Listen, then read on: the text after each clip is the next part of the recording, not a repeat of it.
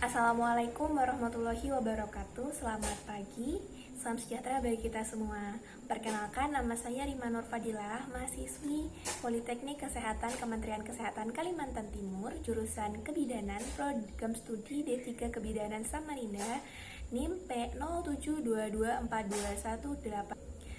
Hari ini saya akan mempresentasikan seminar hasil dengan judul Asuhan Kebidanan Komprehensif pada IBUKA di Klinik Kartika Jaya Samarinda tahun 2021.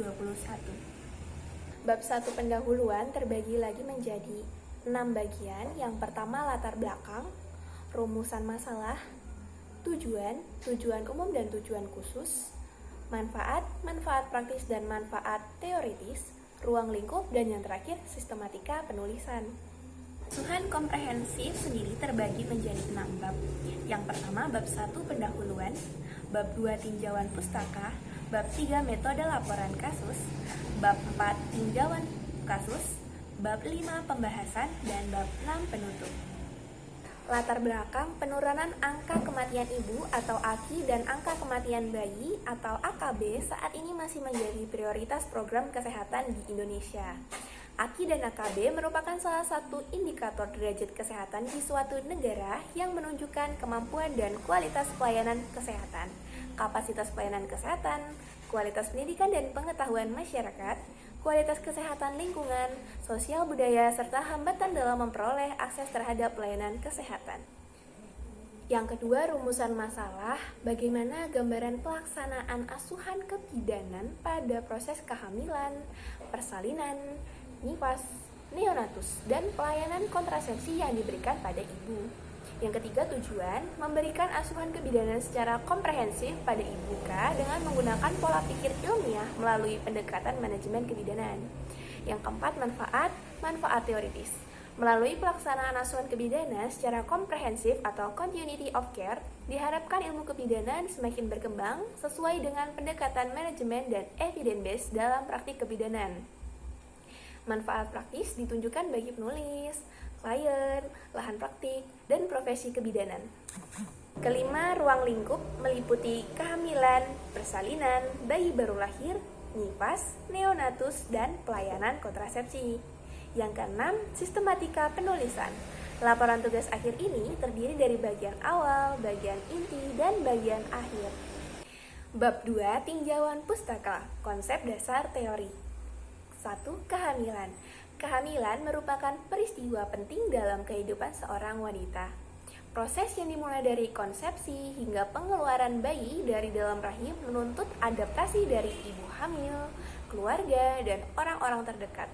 Kehamilan bagi pasutri adalah suatu perkembangan keluarga dengan kehadiran anggota keluarga baru, perubahan hubungan, dan peran dalam keluarga. Yang kedua, persalinan.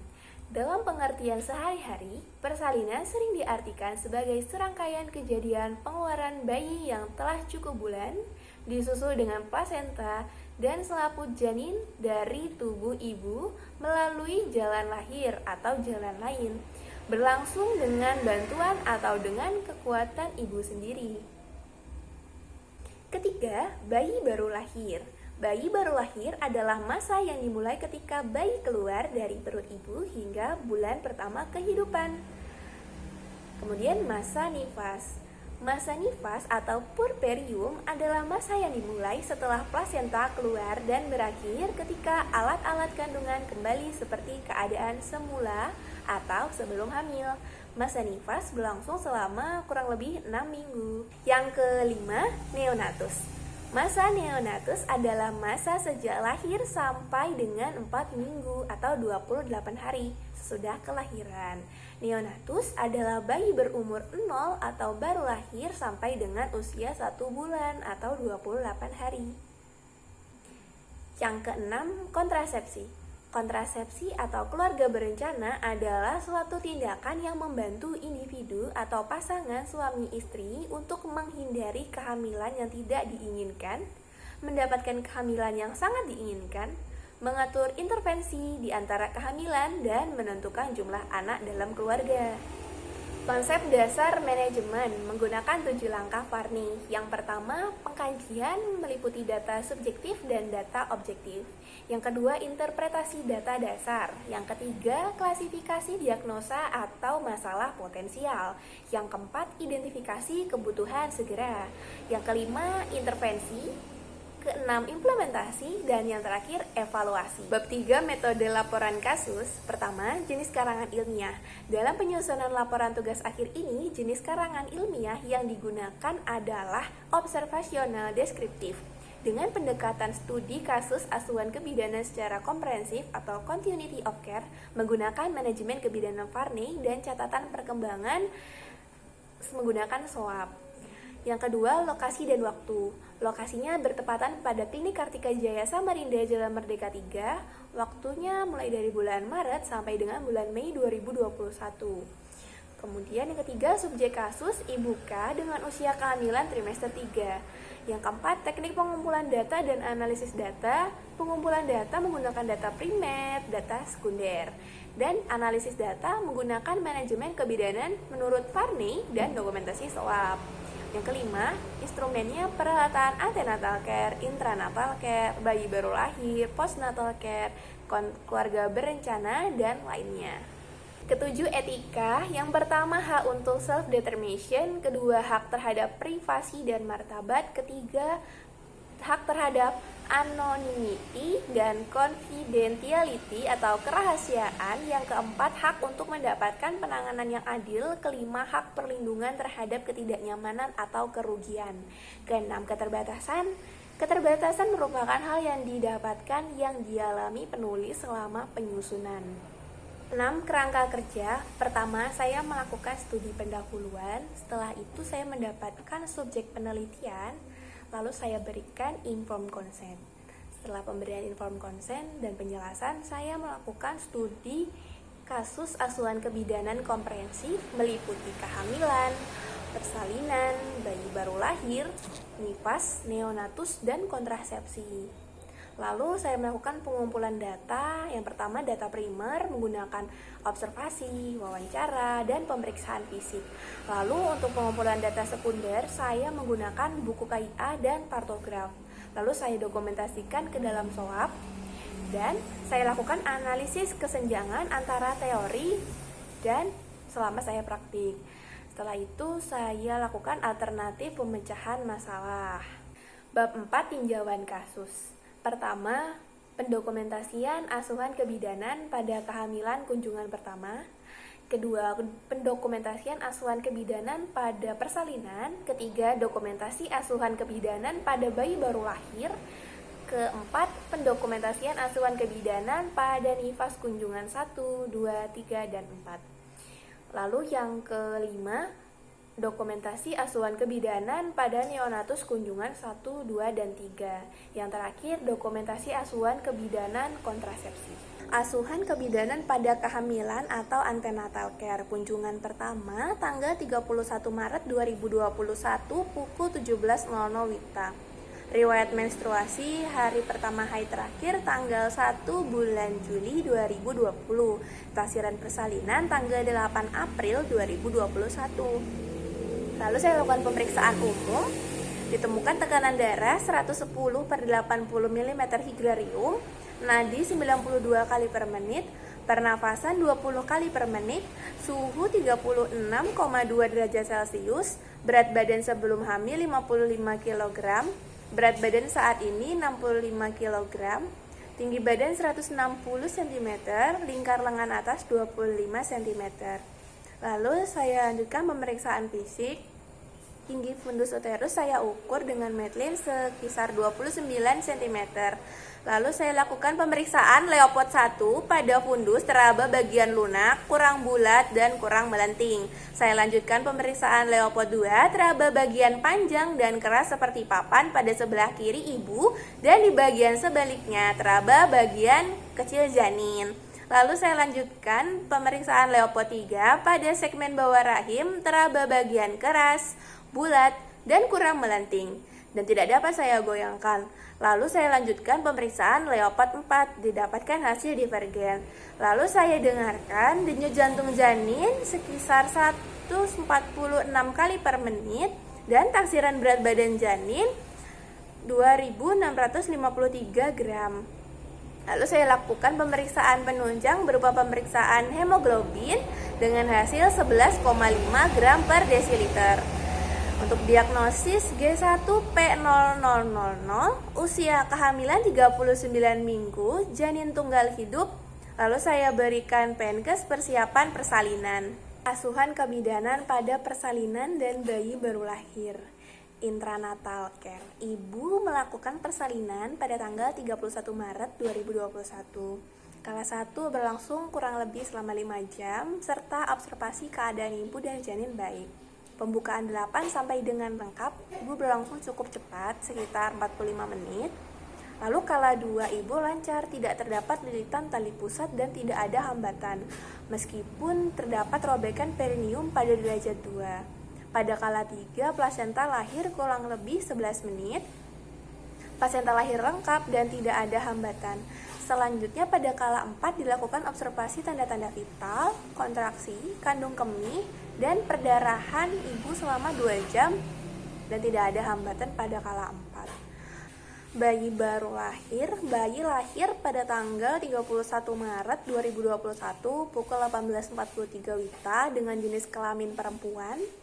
Berat lahir 2.900 gram, panjang badan 50 cm, lingkar kepala 33 cm, lingkar dada 32 cm, lingkar perut 31 cm, lingkar lengan atas 11 cm, nadi 132 kali per menit, pernapasan 47 kali per menit, tampak kemerahan dan kuku agak panjang. Hasil Apgar skor bayi 9/10, serta seluruh pemeriksaan refleks didapatkan hasil normal. Asuhan kebidanan pada nifas dan neonatus. Kunjungan pertama tanggal 1 April 2021 pukul 9.00 WITA. Kunjungan nifas 1, ibu mengatakan nyeri pada jalan lahir. Kemudian saya lakukan pemeriksaan umum, keadaan umumnya baik, tekanan darah 110/80 mm Hg, nadi 84 kali per menit, pernafasan 20 kali per menit, suhu 36,9 derajat Celcius, pemeriksaan fisik, diastatis rectus abdominalis 10 cm x 3 cm, tinggi fundus uteri 2 jari di bawah pusat, lalu kontraksi uterusnya keras, lalu kandung kemih ke dalam keadaan kosong. Lalu pada genitalia, vulva tidak terdapat odem, tidak ada varises, dan terdapat pengeluaran losea rubra, dan ada luka perineum. Terdapat jahitan pada perineum. Lalu untuk diagnosisnya P1-001 postpartum 14 jam. Lalu saya berikan KIE mengenai pentingnya ASI eksklusif pada bayi. Kunjungan neonatus, tidak ada keluhan. Kemudian pemeriksaan umum, keadaan umum baik. Nadi bayi 133 kali per menit, pernapasan 45 kali per menit, suhu badan 36,4 derajat Celcius. Berat badan bayi 2.900 gram, panjang badan 50 cm, lingkar kepala 33 cm, lingkar dada 32 cm, lingkar perut 31 cm, lingkar lengan atas 11 cm. Lalu saya lakukan pemeriksaan fisik, pada bayi tidak terdapat zoonosis, perut tidak kembung, dan tidak ada infeksi pada tali pusat. Lalu diagnosisnya neonatus cukup bulan sesuai masa kehamilan, usia 14 jam. Lalu saya berikan KIE ke orang tuanya tentang mengenai tanda bahaya bayi baru lahir. Lalu pada kunjungan kedua, tanggal 5 April 2021 pukul 11 WITA, kunjungan nifas 2, ibu mengeluhkan nyeri pada jalan lahir akibat luka perineum yang telah dijahit. Lalu saya lakukan pemeriksaan umum, keadaan umum baik, tekanan darah 110/80 mm Hg, nadi 80 kali per menit, pernapasan 20 kali per menit, suhu 36 derajat Celcius. Lalu saya lakukan pemeriksaan fisik, saya dapatkan tinggi fundus uteri di atas simplicis. Lalu pada genitalia tidak ada odem pada vulva, tampak losea sanguinolenta, lalu warna merah kekuningan, tidak ada tanda reda. Lalu saya diagnosis P1-001 postpartum hari kelima. Selanjutnya saya berikan KIE tentang nutrisi ibu masa nifas. Lalu kunjungan neonatus 2, ibu mengatakan pada bayi terdapat ruam-ruam kemerahan di pipi, dagu, leher, lengan, dan dada. Lalu saya lakukan pemeriksaan umum, keadaan umumnya baik, nadi 125 kali per menit, pernafasan 40 kali per menit, suhu 37,0 derajat Celcius, berat badan 300 gram, panjang badan 50 cm, lingkar perut 33 cm, dan lingkar lengan atas 11,5 cm.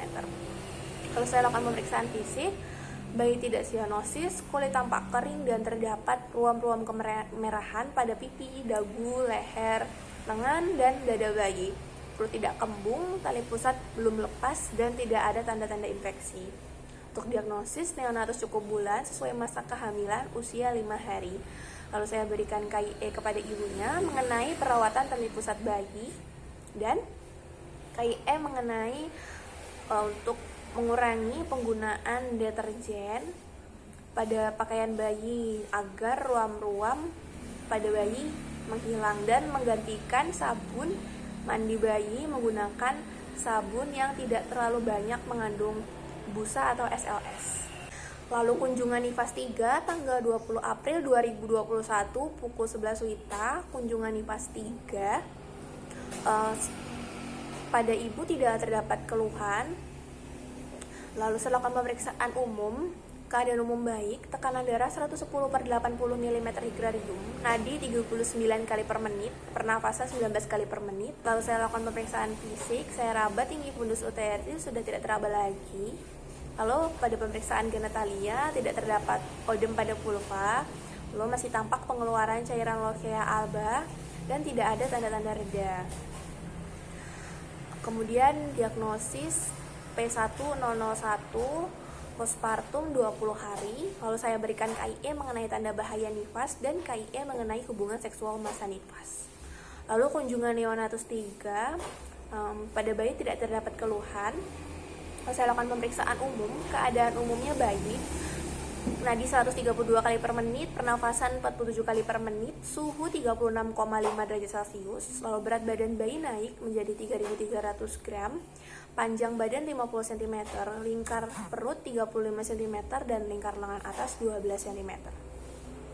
Pada pemeriksaan fisik, bayi tidak sianosis, perut tidak kembung, dan tali pusat telah lepas. Diagnosis neonatus cukup bulan sesuai masa kehamilan usia 20 hari. Lalu saya berikan KIE terhadap ibunya mengenai imunisasi dasar lengkap. Kunjungan yang keempat tanggal 2 Mei 2021 pukul 9 WITA. Pertama, kunjungan NIFAS 4. Tidak ada keluhan pada ibu. Kemudian saya lakukan pemeriksaan umum, keadaan umum ibu baik, tekanan darah 110/70 mm Hg, nadi 82 kali per menit, pernafasan 18 kali per menit, suhu 36,7 derajat Celcius. Pemeriksaan fisik, tinggi fundus uterus sudah tidak teraba lagi. Lalu pada genitalia tidak terdapat udem pada vulva, lalu masih tampak pengeluaran cairan lochia alba dan tidak ada tanda-tanda reda. Lalu diagnosisnya P1001 postpartum 32 hari. Saya berikan KIE mengenai macam-macam alat kontrasepsi. Selanjutnya, asuhan kebidanan keluarga berencana. Kontrasepsi saya berikan pada tanggal 2 Mei 2021. Hasil pemeriksaan tanda-tanda vital ibu, tekanan darah 110/70 mm Hg, nadi 82 kali per menit, pernafasan 18 kali per menit, dan suhu tubuh 36,7 derajat Celcius. Dan hasil pemeriksaan fisik ibu normal.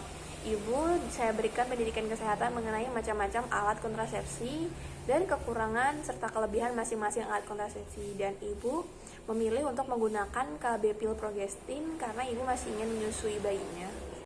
Bab 5, pembahasan antenatal care. Dalam hal ini ibu telah melaksanakan pemeriksaan kehamilan secara teratur selama kehamilan. Lalu intranatal care, kala 1 pada ibu berlangsung sekitar kurang lebih 5 jam, pada kala 2 berlangsung selama kurang lebih 45 menit, dan kala 3 berlangsung selama 17 menit. Kala 4 berlangsung selama kurang lebih 2 jam.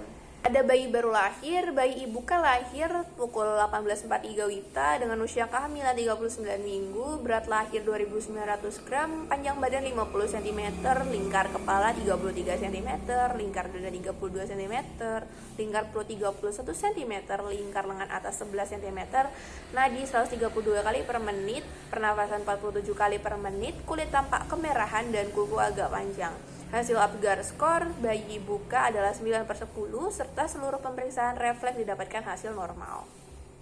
Selanjutnya, postnatal care. Dalam masa ini ibu telah mendapatkan 4 kali kunjungan masa nifas, yaitu 6-8 jam setelah persalinan, 3-7 hari setelah persalinan, 8-28 hari setelah persalinan, dan 29-42 hari persalinan.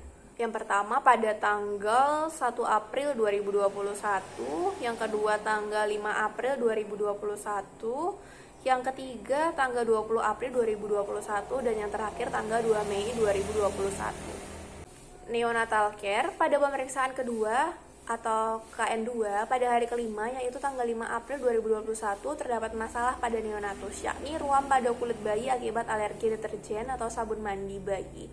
Menurut Ayu tahun 2005, alergi ini disebabkan karena adanya kontak antara kulit dengan senyawa alergik dan relaksasi kekebalan tertunda sehingga kulit meradang dalam 2 hari sejak kontak terjadi. Selebihnya tidak terjadi kesenjangan. Kemudian pada keluarga berencana atau KB, dalam pemberian konseling alat kontrasepsi berjalan lancar dan ibuka memutuskan untuk menggunakan alat kontrasepsi pil progestin agar tidak mengganggu produksi ASI ibu. Bab 6. Penutup.